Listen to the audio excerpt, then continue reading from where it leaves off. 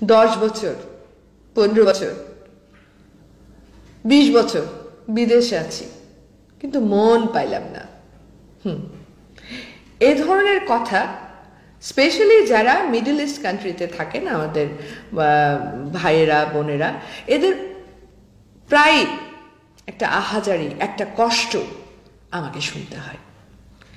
এখন কি ব্যাপার না আফা, জীবনের মেইন সময়টা কাটায় দিলাম বিদেশে থেকে কাজ করতে করতে, কিন্তু তারপরেও পরিবারকে খুশি করতে পারি না।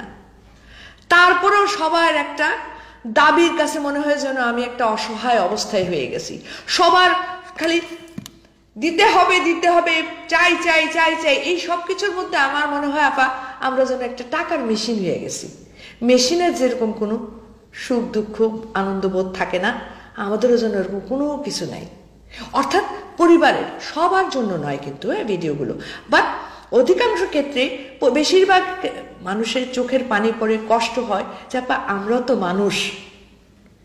পরিবার এটা ভুলা যায়, পরিবার ভুলা গিয়া দুঃখজনক হলো সত্য যে পরিবারের লোকজনরা এই মানুষটাকে, যে মানুষটা বছরের পর বছর, স্পেশালি আমার যে গালফ কান্ট্রি যারা আছেন, তারা প্রবাসী ভাইয়েরা, যারা ভাইয়েরা আছেন, বোনেরা আছেন, বছর পর বছর করেও কিন্তু কোনো সিটিজেনশিপ নাই, কোনো রকমের কিছু নাই।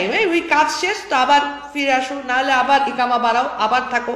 অর্থাৎ সারা জীবনের আসল জীবনটা যে পুরোপুরি বিদেশের মাটিতে কাটাতে হয়, তারা যেন মানুষ নয়, হয়ে যায় টাকার মেশিন। এটা অনেক দুঃখজনক, আমি বুঝি। আমাদের পরিবারের মানুষদের বুঝতে হবে। এখন দেখা যায় যে মাকে খুশি করতে গেলে বউর মুখ কালো হয়ে গেছে, তো বউকে খুশি করতে গেলে অন্য আত্মীয় স্বজনরাও বলে তুমি যদি ওরে দিতে পারছো আমারে দিতে পারবে না কেন।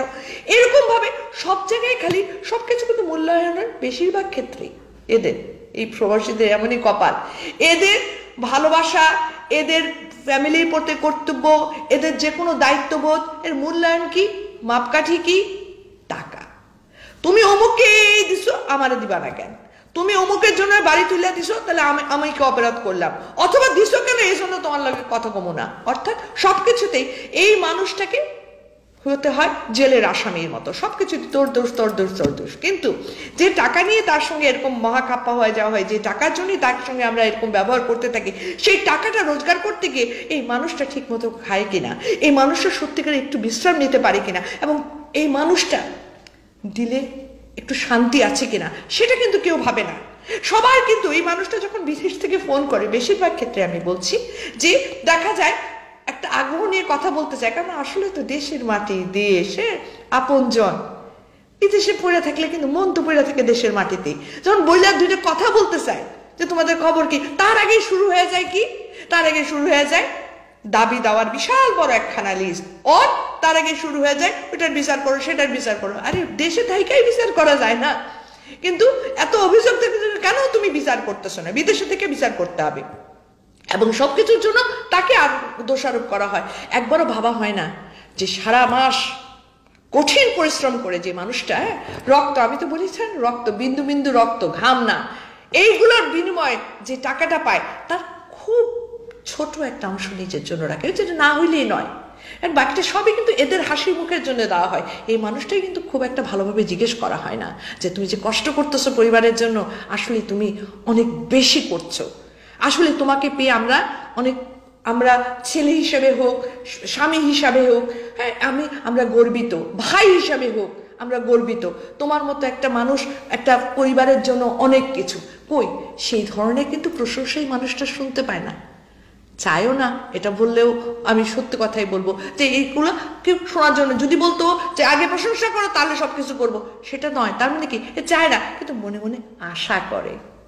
কিন্তু এই আশার কথাটা আমরা কবার বলি, কবার আমরা তাকে বলি যে না এই মাসের টাকা দিও না, এই মাসের টাকা দিয়ে তুমি কিছু কাপড় জামা কেনো, এ মাসের টাকা দিয়ে একটা ভালো হোটেলে গিয়ে খাও, এ মাসের টাকা দিয়ে কিছু জিনিস নিজের প্রয়োজনীয়, গায়ের কম্বলটা হলেও একটা নতুন কেনো, সেই যে 10 বছর আগে যে কম্বলটা কিনছিলে এটাই তো গায়ে দিতেছো।